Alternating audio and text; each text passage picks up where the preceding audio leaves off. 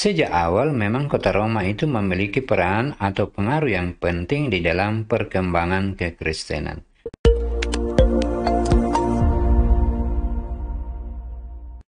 Bahwa ada kesalahpahaman terhadap Katolik itu karena ketidaktahuan, pendapat pribadi yang harus diklarifikasi. Inilah Vox Veritatis, suara kebenaran. Dari gereja perdana menuju gereja Katolik. Nah, saudara-saudara, ini adalah video yang terakhir dari sesi perkembangan gereja-gereja, munculnya gereja-gereja awal yang akan saya bahas. Pada kesempatan lain, kita akan membahas hal-hal yang lain walaupun itu masih seputar tentang gereja Katolik. Ada cukup banyak poin yang akan dibahas di dalam video ini. Di sini ada 9.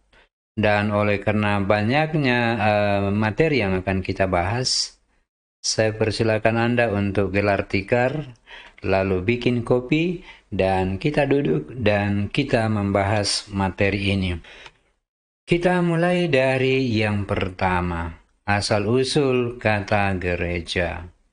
Di dalam Alkitab sebenarnya saudara-saudara tidak ada istilah gereja, yang ada adalah jemaat. Tetapi dalam terjemahan baru Alkitab Indonesia sudah mulai dikatakan, di atas batu karang ini aku akan mendirikan gerejaku. Untuk versi lama menggunakan istilah jemaatku. Nah, lalu kalau begitu dari mana munculnya istilah gereja ini? Apakah itu adalah nama asli Indonesia atau kata asli Indonesia? Mari kita lihat. Awal mula munculnya istilah gereja ditulis dalam bahasa Yunani klasik dari kata ek yang berarti keluar dan klesia yang merupakan bentukan awal dari kata kaleo yang artinya memanggil. Jadi secara harafiah, eklesia dalam bahasa Yunani apabila diterjemahkan berarti mereka yang dipanggil untuk keluar dari suatu tempat atau dari kehidupan yang lama dan mengikuti sesuatu yang baru. Lalu ketika muncul kekristenan, para penulis perjanjian baru menulis dalam bahasa Yunani Koine mengadopsi kata ini tetapi memberikan makna rohani dan teologis. Eklesia adalah jemaat umat Allah atau orang-orang yang dipanggil keluar dari dunianya saat ini oleh Kristus untuk menjadi pengikutnya. Atau dengan kata lain, jemaat yang dipanggil untuk keluar dari kehidupannya yang sekarang untuk mengikuti Kristus sebagai penyelamat. Lalu di poin berikutnya kita lihat kata eklesia ini bagaimana dia berkembang kemudian menjadi gereja. Prosesnya di dalam bahasa Indonesia adalah dari bahasa Yunani eklesia yang berarti jemaat, kemudian diterjemahkan ke dalam bahasa Latin eklesia. Ya, bunyinya mirip-mirip walaupun tulisannya berbeda. Kemudian di dalam bahasa Latin kemudian beralih lagi ke bahasa Portugis, igreja. Lalu dari kata gereja inilah muncul dalam bahasa Indonesia yaitu kata gereja. Jadi seperti itu ya kronologisnya kira-kira saudara-saudara. Nah, sekarang kita masuk pada poin yang kedua, istilah gereja perdana. Ada banyak macam istilah untuk gereja perdana. Tidak hanya gereja perdana, ada istilah gereja awal, ada istilah gereja mula-mula, semuanya itu merujuk pada hal yang sama, yaitu pengikut Kristus, jemaat-jemaat yang pertama kali muncul atau terbentuk setelah kebangkitan Yesus. Gereja mula-mula ini dipimpin oleh para rasul serta murid-muridnya di abad pertama Masehi. Itulah pengertian gereja perdana. Kemudian di sini kita lihat kota-kota mana saja yang menjadi tempat berkembangnya gereja perdana. Sebagai informasi bagi kita saudara-saudara, bahwa gereja perdana ini sangat banyak berkembang di dalam wilayah kekuasaan Kekaisaran Romawi. Yang pertama misalnya adalah Yerusalem atau merupakan provinsi Yudea. Kemudian ada Antioquia, ada kota Roma, Italia, ada Korintus yang merupakan bagian dari negara Yunani sekarang. Kemudian ada Efesus, Asia Kecil atau Turki, ada Tesalonika, Makedonia, ada Galatia, bagian dari Asia Kecil. Lalu selanjutnya ada Filipi, Makedonia, Laodikia. Nah, Laodikia, Sardis, Smyrna, dan Pergamus, dan seterusnya. Ini sampai kepada Philadelphia. Ini masuk ke dalam 7 jemaat yang pertama yang kita kenal. Kemudian ada kota Kreta, ada kota Damaskus yang berada di Syria. Nah, itulah tempat-tempat di mana kekristenan awal itu berkembang, dan itulah yang disebut sebagai gereja-gereja perdana. Ada 5 ciri-ciri yang dimiliki yang umum terdapat pada gereja-gereja perdana. Yang pertama, lahir pada hari Pentakosta. Jadi bisa diperkirakan saudara-saudara, 3.000 jemaat yang hadir yang dibaptis oleh Rasul Petrus dan saudara-saudaranya itu adalah orang-orang yang berasal dari wilayah yang berbeda-beda, yang kira-kira dari wilayah-wilayah yang kita maksudkan tadi sebagai tempat berkembangnya gereja perdana. 3.000 orang. Itu memungkinkan ya saudara-saudara, karena memang dikatakan bahwa dalam pencurahan Roh Kudus itu ada bangsa-bangsa dari banyak wilayah. Termasuk juga sebenarnya hadir pada waktu itu adalah bangsa Arab juga hadir di sana. Sayangnya tidak ada bangsa Indonesia yang hadir pada waktu itu di sana. Kemudian poin yang kedua, ciri yang kedua, dipimpin oleh para rasul. Walaupun rasul ini kemudian digantikan oleh penerus-penerusnya. Para rasul ini menjadi fondasi gereja awal sebagaimana terdapat dalam Efesus 2 ayat 20. Petrus, Yohanes, Yakobus, Paulus memainkan peran penting, peran utama di dalam hal ini. Kita masuk pada poin yang ketiga tentang ciri-ciri gereja awal. Yang pertama, berkumpul dalam komunitas kecil. Mereka berkumpul di rumah-rumah, berdoa, membaca kitab suci atau pengajaran, memecahkan roti atau ekaristi. Terdapat di dalam Kisah Para Rasul 2 ayat 42-47. Ciri yang keempat adalah rata-rata dari gereja-gereja awal ini mengalami penganiayaan. Tekanan didapatkan dari yang pertama orang-orang Yahudi yang menolak Yesus sebagai Mesias. Kemudian juga dari pemerintah Romawi yang tidak mengakui iman Kristen. Kemudian poin yang keempat, saudara-saudara mengalami penganiayaan. Rata-rata gereja awal ini mengalami penganiayaan. Dari mana? Dari orang-orang Yahudi sendiri yang kemudian menolak Yesus sebagai Mesias. Inilah yang menganiaya orang-orang Kristen pada gereja perdana. Kemudian yang kedua, dari pemerintahan Romawi yang tidak mengakui iman Kristen sebagai agama yang legal pada waktu itu. Kemudian ciri yang terakhir yaitu menyebar melalui misi. Paulus dan para rasul yang lain, para murid yang lain menginjili kota-kota besar dalam kerajaan Romawi seperti Antioquia, Efesus, Korintus, Filipi, dan Roma. Kota-kota ini adalah kota-kota yang penting dalam perkembangan kekristenan awal.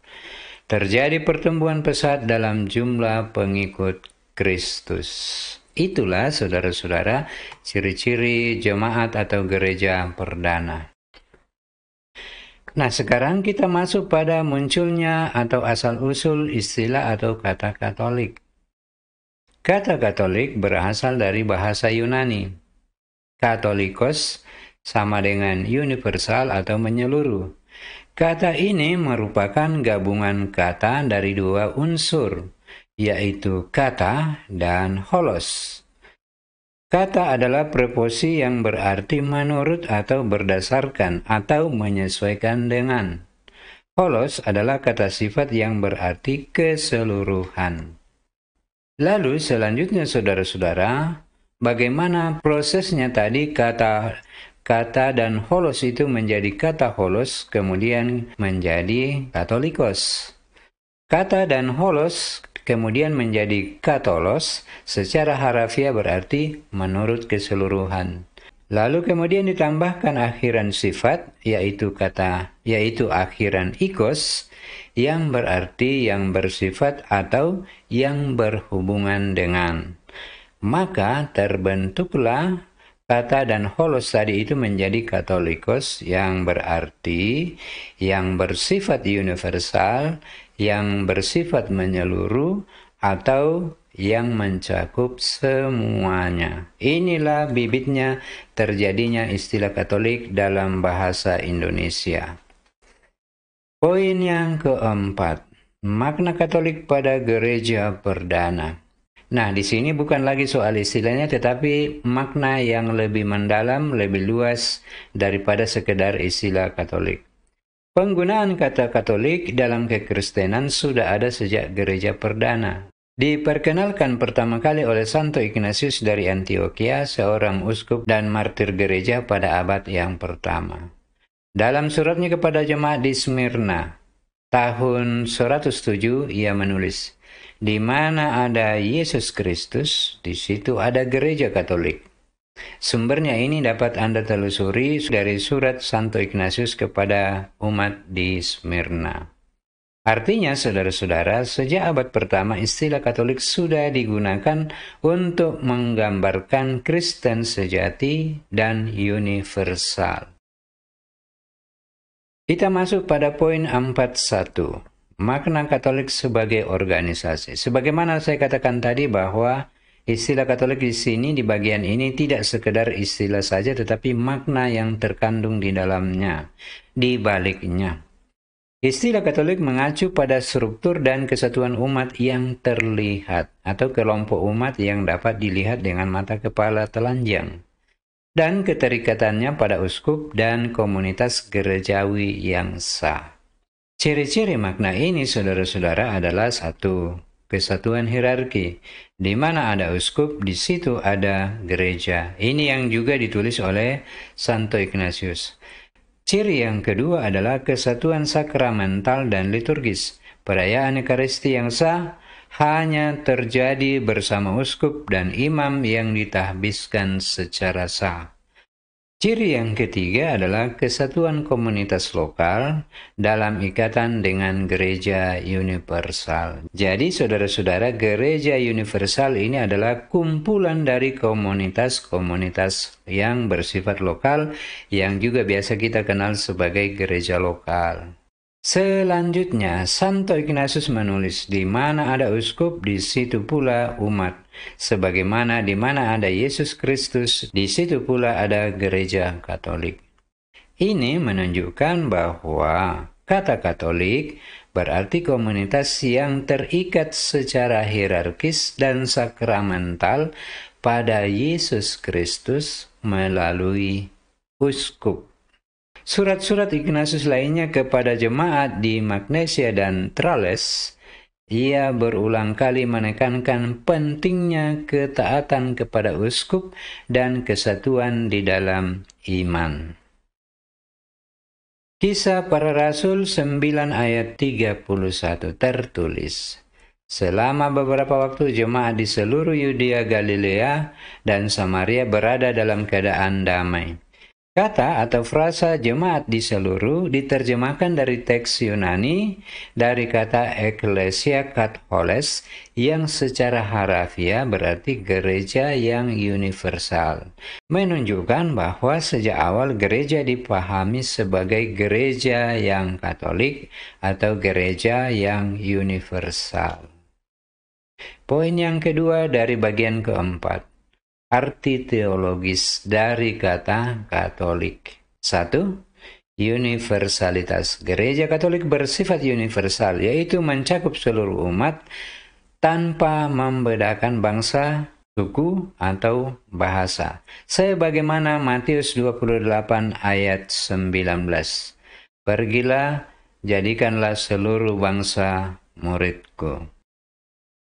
Kepenuhan sakramen. Makna yang ketiga adalah kepenuhan sakramen.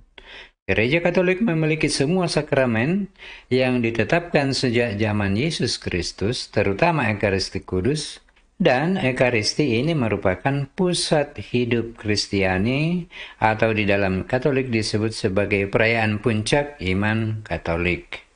Makna yang keempat, persatuan dalam hierarki dan komuni Gereja Katolik dipersatukan secara organis dan hierarkis melalui para uskup, imam, dan terutama paus sebagai penerus Santo Petrus. Lalu sekarang kita masuk pada bagian yang kelima, poin yang kelima. Mengapa Santo Ignatius menggunakan istilah Katolik, bukan istilah Ortodoks? 1. Santo Ignatius menggunakan istilah Katolik karena konteks sejarah saat itu sekitar tahun 107 Masehi.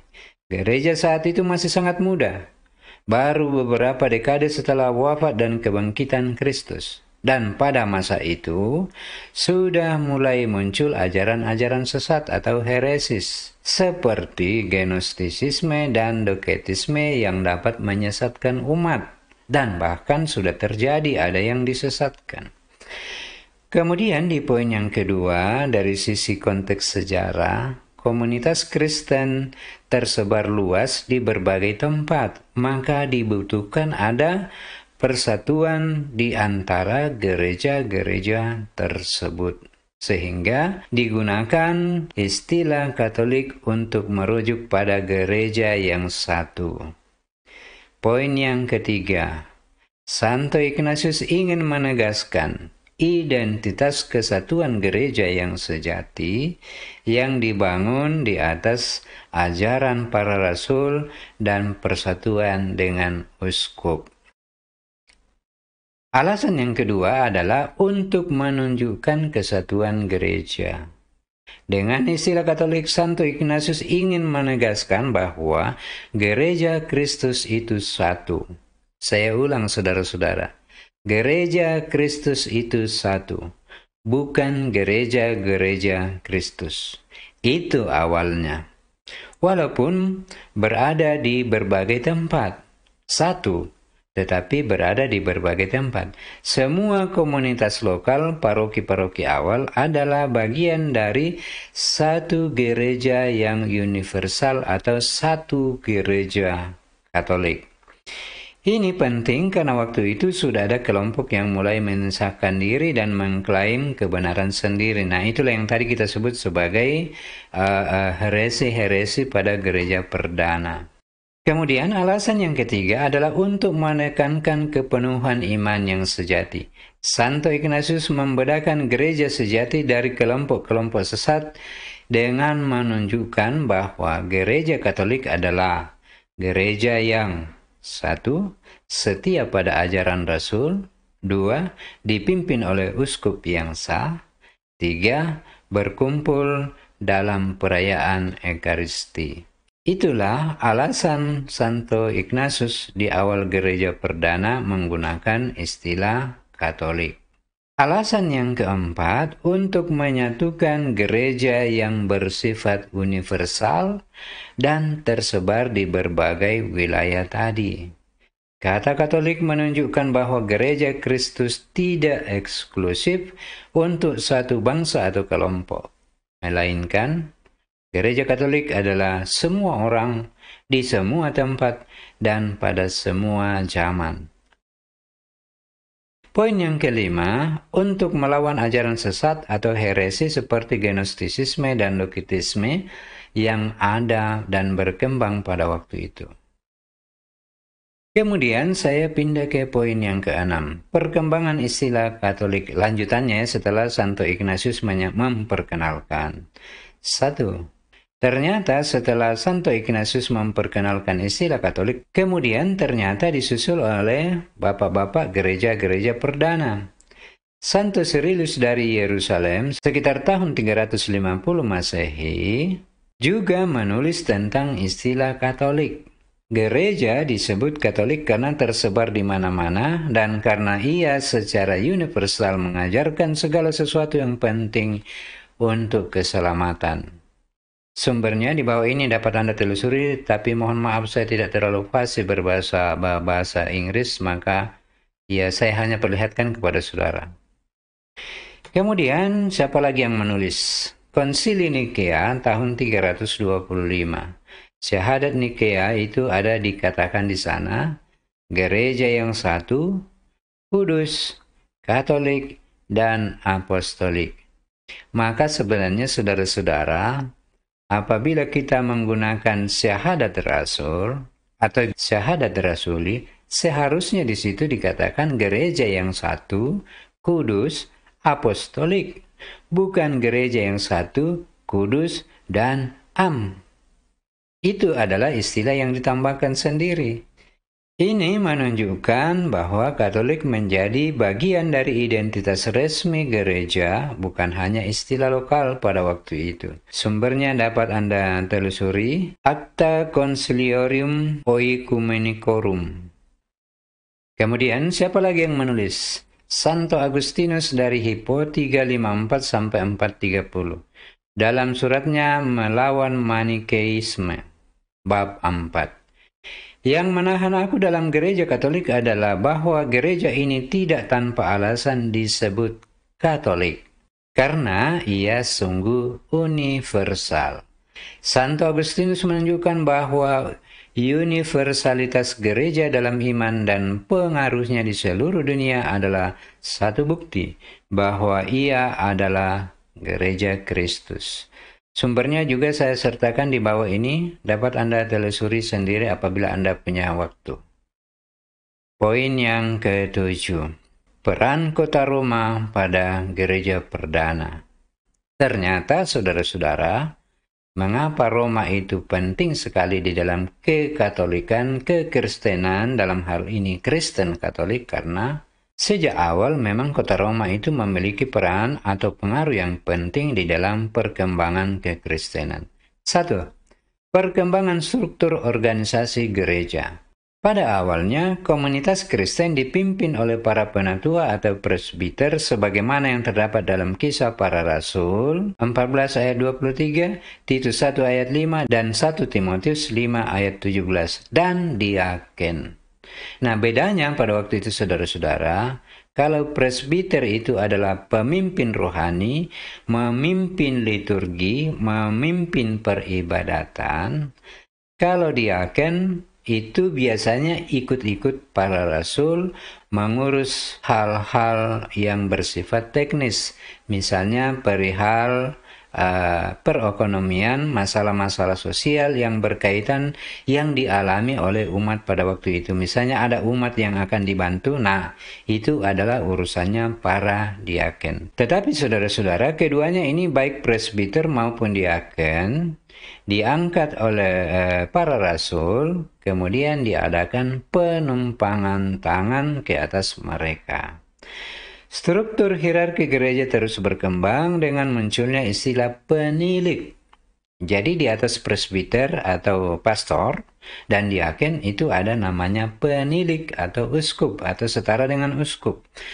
Mengapa penilik ini muncul? Karena gereja-gereja semakin berkembang, presbiter semakin banyak, diaken semakin banyak, maka dibutuhkan para penilik.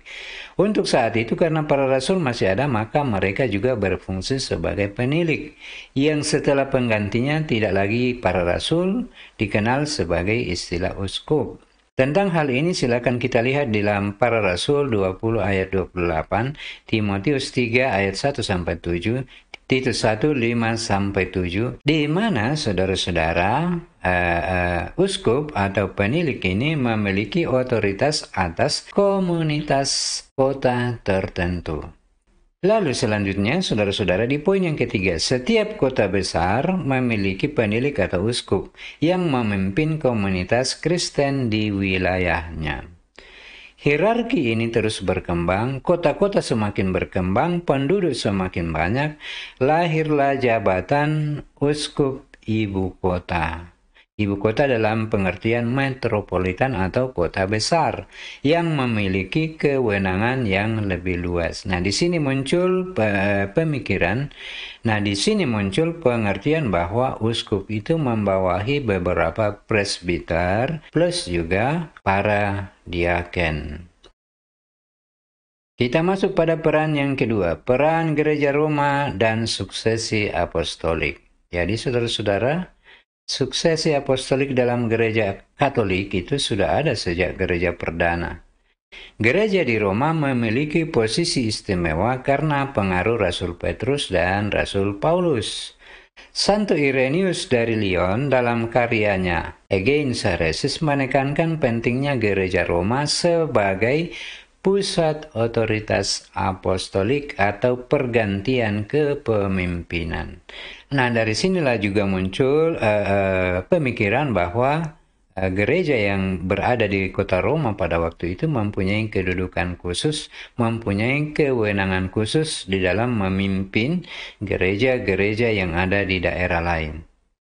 Nah, terhadap hal ini Santo Irenaeus menulis, sebab adalah suatu kepastian bahwa setiap gereja harus setuju dengan gereja ini atau gereja Roma, oleh karena otoritasnya yang utama. Nah, di sini saudara-saudara, Santo Irenaeus menyinggung tentang otoritas Rasul Petrus. Jadi, mengapa Katolik selalu mengatakan bahwa Rasul Petrus itu adalah paus yang pertama? Bukan soal legalitas pengangkatannya, mana surat pengangkatannya, tetapi soal otoritasnya. Yang pertama karena diberikan otoritas istimewa oleh Yesus yang disebut sebagai batu karang, dan yang kedua termasuk tulisan Santo Irenaeus bahwa gereja yang berkedudukan di kota Roma itu mempunyai kewenangan khusus, mempunyai otoritas yang utama. Pernyataan ini menunjukkan bahwa sejak awal gereja yang berada di kota Roma diakui memiliki otoritas utama dalam menjaga kemurnian ajaran apostolik. Poin yang ketiga, pengakuan resmi dan konsolidasi gereja Katolik di kota Roma. Perkembangan lebih lanjut terjadi ketika Kaisar Konstantinus sebagai Kaisar Romawi mengeluarkan Edik Tamilan pada tahun 313 Masehi yang memberikan kebebasan beragama kepada umat Kristen. Nah, mulai saat itu gereja mengalami perkembangan yang sangat pesat karena mereka bergembira ria, bersemangat untuk menginjil kepada sesama, kepada siapapun yang mereka temui pada waktu itu. Kemudian, lebih tegas lagi, pada tahun 380, Kaisar Theodosius I menetapkan agama Katolik sebagai agama resmi Kekaisaran Romawi. Langkah ini memperkuat posisi gereja Katolik di kota Roma sebagai institusi yang terorganisir dan berotoritas. Dengan kata lain, saudara, sebenarnya secara tidak langsung Kaisar Theodosius ini mengatakan bahwa gereja-gereja yang lain, Kristen perdana yang lain itu berada di bawah otoritas gereja Katolik yang berkedudukan di kota Roma. Karena dia memutuskan bahwa agama Katolik adalah agama resmi kekaisaran. Poin yang keempat. Sejak Kaisar Theodosius pertama menetapkan agama Katolik sebagai agama resmi negara, agama resmi Kekaisaran Romawi, maka gereja Katolik yang berpusat di kota Roma semakin berpengaruh, mengingat bahwa gereja-gereja perdana seperti Yerusalem, Antioquia, Korintus, Tesalonika, Galatia, dan lain-lain adalah gereja-gereja perdana yang berada di bawah Kekaisaran Romawi. Maka wajar saja saudara-saudara apabila dikatakan bahwa sejak gereja perdana, gereja Katolik yang berkedudukan di kota Roma itu memimpin gereja-gereja yang lain. Nah, sekarang kita masuk pada poin yang ke-8, terjadinya skisma gereja-gereja perdana. Nah, saudara-saudara, terlepas dari kenyataan bahwa saat ini gereja Katolik adalah gereja yang terbesar di dalam semua aliran Kristen, tetapi itu kita patut mengakui, saya sebagai umat Katolik patut mengakui bahwa di bagian-bagian awal memang tidak mulus perjalanannya. Ada juga terjadi skisma-skisma sebagaimana yang akan kita lihat pada kesempatan ini. Apa itu skisma? Skisma adalah perpecahan yang bersifat struktural, jadi bukan bersifat teologis ya. Skisma adalah perpecahan yang diakibatkan oleh persoalan struktural. Ya, biasalah. Ada yang menginginkan kekuasaan, ada yang tidak menginginkan dikuasai oleh para pemimpin gereja Katolik yang lain. Ya, maka itulah yang terjadi pada waktu itu. Dan puncaknya itu adalah skisma yang terjadi pada skisma Barat dan Timur tahun 1054 dan juga terjadinya reformasi Protestan pada abad ke-16. Yang mana skisma-skisma itu adalah skisma yang pertama adalah skisma Novatian abad ketiga. Skismanya adalah Novatian menolak Paus Cornelius sebagai paus yang sah. Maka dia mengangkat dirinya sebagai paus tandingan. Ini si Novatian ini. Kemudian skisma yang kedua adalah skisma Meletian abad keempat. Skismanya adalah gereja Antioquia terbagi dua, masing-masing dengan uskupnya sendiri-sendiri. Tetapi skisma ini pada akhirnya diselesaikan dan kembali ke gereja Katolik. Skisma yang ketiga adalah skisma Donatis. Skismanya mendirikan gereja sendiri dan hanya menerima uskup-uskup yang murni. Ini terjadi di Afrika Utara dan perkembangan selanjutnya, saudara-saudara, gereja ini menghilang ditelan oleh perkembangan agama Islam di Afrika bagian utara. Skisma yang keempat adalah skisma Akasian akhir abad ke-5. Skismanya adalah gereja Roma, Paus Felix memutuskan persekutuan dengan gereja Konstantinopel. Nah, itulah saudara-saudara jatuh bangun dari gereja Katolik sejak awal, sejak gereja-gereja perdana sampai pada saat sekarang ini. Nah, sekarang kita masuk pada poin yang terakhir. Munculnya istilah Katolik Roma. 1. Munculnya istilah atau dikenalnya istilah Gereja Roma. Santo Ignatius dari Lyon pada tahun 180 menyebut Gereja Roma sebagai pusat ortodoksi. Namun saudara-saudara, walaupun sudah menggunakan istilah Gereja Roma, tapi tidak menggunakan istilah Gereja Katolik Roma secara eksplisit. Kemudian poin yang kedua, munculnya istilah Roman Katolik secara historis. Setelah skisma Barat Timur yang terjadi pada tahun 1054, gereja-gereja Timur yang kita kenal sebagai Ortodoks menyebut gereja Barat atau gereja yang berkedudukan di kota Roma sebagai Roman Katolik untuk membedakan dari gereja mereka sendiri yaitu gereja Ortodoks. Kemudian istilah Roma ini juga populer pada saat reformasi Protestan. Reformator Protestan seperti Martin Luther dan rekan-rekannya menyebut gereja yang berpusat di kota Roma sebagai Roman Catholic Church, yang secara polemis untuk membedakannya dari gereja Protestan. Jadi sebenarnya saudara-saudara, kalau kita lihat dari asal-usul munculnya penggunaan kata Roma ini, selain digunakan oleh penulis bapak-bapak gereja, juga sebenarnya diberikan oleh pihak luar yang berada di luar gereja Katolik, yaitulah gereja Ortodoks sendiri menyebut sebagai gereja Roma atau Katolik Roma, dan juga Martin Luther juga mengatakan sebagai Roman Catholic Church. Kemudian yang ketiga saudara-saudara, nama resmi dari dokumen Vatikan sendiri. Nah, tadi kan orang lain yang menyebut sebagai Gereja Katolik, Gereja Roma atau Katolik Roma. Nah, sekarang kita melihat apa yang ditulis oleh penguasa di Vatikan sendiri. 1.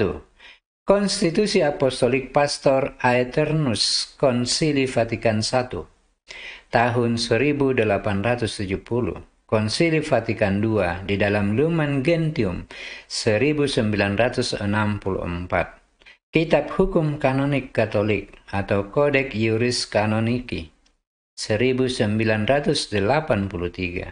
Katekismus Gereja Katolik KGK 1992. Semuanya secara eksplisit selalu menggunakan kata Gereja Katolik, bukan Gereja Katolik Roma, bukan pula Katolik Roma, bukan pula Gereja Roma. Istilah yang resmi digunakan oleh Vatikan adalah Gereja Katolik, Ecclesia Catholica. Namun, saudara-saudara, di dalam hal-hal administratif dan hal-hal yang lain, Katolik Roma juga kadang-kadang dipakai untuk membedakan dari ritus-ritus yang lain. Misalnya, ritus Bizantium dan ritus Maronit juga termasuk juga digunakan untuk membedakan antara Katolik yang berkedudukan di kota Roma dengan Protestan hasil reformasi Protestan. Nah, saudara-saudara, karena kita sudah akan masuk pada bagian akhir dari video ini, saya akan sedikit berbicara tentang penggunaan istilah atau kata Roma. Apabila Anda menyimak dari apa yang saya paparkan tadi dari awal sampai saat ini, maka Anda akan paham bahwa penggunaan kata Roma atau istilah Roma pada gereja-gereja awal itu adalah untuk menunjukkan peran atau pengaruh gereja yang berkedudukan di kota Roma terhadap gereja-gereja awal pada waktu itu. Sedangkan setelah skisma, setelah reformasi, istilah Roma ini digunakan untuk membedakan antara gereja Katolik yang berkedudukan di kota Roma dengan gereja-gereja yang lain, ritus-ritus yang lain, plus juga gereja Protestan yang didirikan oleh Martin Luther. Nah, saudara-saudara, demikian pembahasan kita pada kesempatan ini. Semoga video ini ada manfaatnya bagi saudara-saudaraku yang beragama Katolik, mendapat pencerahan dan iman kita semakin dikuatkan. Apabila ada yang ingin ditanyakan, silakan tulis di kolom komentar. Sampai jumpa pada video berikutnya. Salam sehat dan semoga Tuhan Yesus memberkati kita semua. Amin.